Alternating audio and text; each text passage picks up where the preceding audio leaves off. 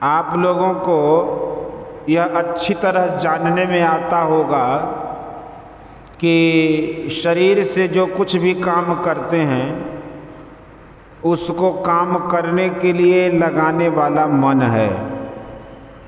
मन यदि किसी काम को करने के लिए प्रेरणा नहीं करे तो हाथ पैर शरीर आदि कोई काम नहीं कर सकता।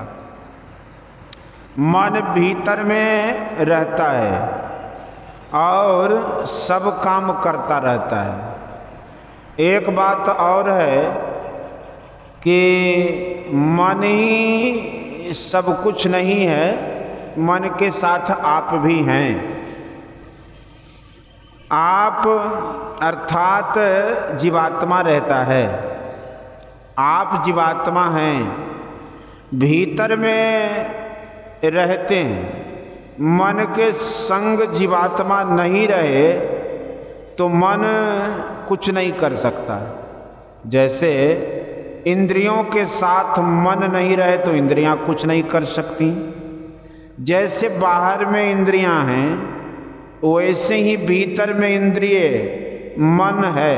कोई कहता है कि मेरा मन है तो वह वैसा ही हुआ जैसे आप कहते हैं कि मेरा घर मेरा शरीर है। घर उसका है जो उसमें रहता है, वह घर नहीं है।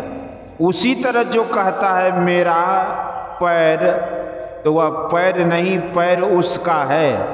उसी तरह मेरा मन कहने वाला भी मन नहीं है, वह मन के संग में वहां रहता है। मन का काम बाहर भीतर होता है किंतु अपना काम क्या है कुछ मालूम नहीं होता। मन और जीवात्मा में इतना मिलाप है जैसे दूध में घी। दूध और घी दोनों एक साथ रहते हैं और दोनों को अलग अलग भी किया जाता है। जो काम दूध से होता है वह काम घी से नहीं, और जो काम घी से होता है हो सकता है वह दूध से नहीं होता। उसी तरह मन से जो काम हो सकता है वह जीवात्मा से नहीं, और जो जीवात्मा से हो सकता है वह मन से नहीं। जीवात्मा सूक्ष्म है। संसार में दो तरह के पदार्थ हैं, एक सत और दूसरा असत। जो विनाश नहीं हो, बदले नहीं, वह सत है। जो विनाश हो, बदलता रहे, वह असत है। शरीर कुछ दिनों तक रहता है किंतु यह बच्चे से जवान फिर बूढ़ा हो जाता है। कुछ काल शरीर ठहरता है फिर नहीं रहता है। मन भी एक तरह नहीं रहता, यह सभी जानते हैं। बच्चे में मन कैसा, जवान में कैसा और बूढ़े में कैसा। कभी मन एक तरह का फिर दूसरी तरह का। जैसे देह में अदल बदल होता है वैसे मन में भी अदल बदल होता है।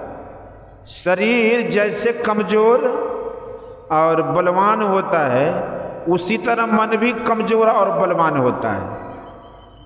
जो ज्ञानी है उनका मन वैसा नहीं बदलता जैसे साधारण जन का बदलता है। ज्ञानी लोग समझाते हैं कि झूठ, चोरी, नशा, हिंसा और व्यभिचार नहीं करना चाहिए तो नहीं करते हैं, किंतु साधारण लोग इन बातों को सोच समझकर भी संसार की ओर झुक जाते हैं। भोग की ओर मन हो जाता है और वे पाप में गिर जाते हैं। इस प्रकार मन एक तरह नहीं रहता। दूध से घी निकाला जाता है तो दूध का दाम कम हो जाता है। जितनी देर में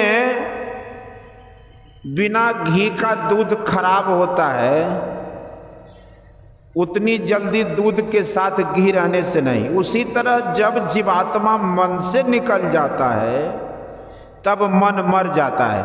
किंतु यह ऊंची बात है इसी प्रकार मन भी असत है, किंतु जीवात्मा सत है। शरीर और मन बलवान और कमजोर होते हैं, किंतु जीवात्मा एक तरह रहता है। अपने को जीवात्मा समझो। जब तक कोई अपने मन को समझता है या शरीर को ही अपना कहकर जानता है, तब तक शरीर और संसार का जो मेल होता है वही ज्ञान होता है, और अर्थात वह शरीर और संसार को ही जानता है। जैसे स्वप्न में शरीर का ज्ञान नहीं रहता तो संसार का भी ज्ञान नहीं रहता, संसार का भी सरोकार नहीं मालूम होता है। उसी तरह जब तक जीवात्मा मन के साथ है तब तक इसको अपने का ज्ञान नहीं होता है, और जो इससे काम होना चाहिए वह भी नहीं हो पाता है। मन और इंद्रियों से जानने योग्य संसार है और केवल जीवात्मा से जानने योग्य परमात्मा है। जब तक जीव संसार के पदार्थों को एकत्रित करने में रहता है तब तक दुखी सुखी होता रहता है, शांति नहीं मिलती है। संत लोग कहते हैं कि परमात्मा को पहचानोगे तो तुम दुख सुख से छूट जाओगे। वह कैसा सुख है जो मन इंद्रियों के भोगों से ऊपर है? वह वैसा सुख है जो मन इंद्रियों के भोगों से ऊपर है। उसके बाद दुख नहीं होता, उसको पाकर और कुछ पाना नहीं रहता, उसके पाने से संसार बंधन से छूटकर मुक्ति पाता है, जन्म मरण से छूट जाता है। इसी का उपदेश संतों ने दिया। उन्होंने कहा यदि तुम उसे नहीं प्राप्त करते हो तो तुम काम क्रोध लोभ मोह आदि विकारों में फंसकर दुख उठाते रहते हो। इसके लिए नेम धर्म आचार तप ज्ञान जोग जप दान आदि कितना ही करो किंतु ये रोग नहीं छूटते।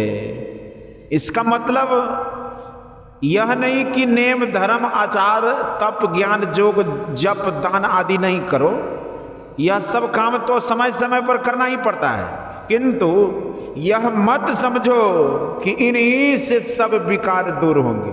इसके लिए ईश्वर की भक्ति करो, उनको पहचानो। पहले मन को पहचानो, पहले अपने को पहचानो। अपने को पहचानने के लिए नयन से देखते रहो, अपने को पहचानने के लिए नयन से देखते रहो, अर्थात दृष्टि साधन करो। इसके पहले मूर्ति ध्यान करो, इसके पहले जप करो।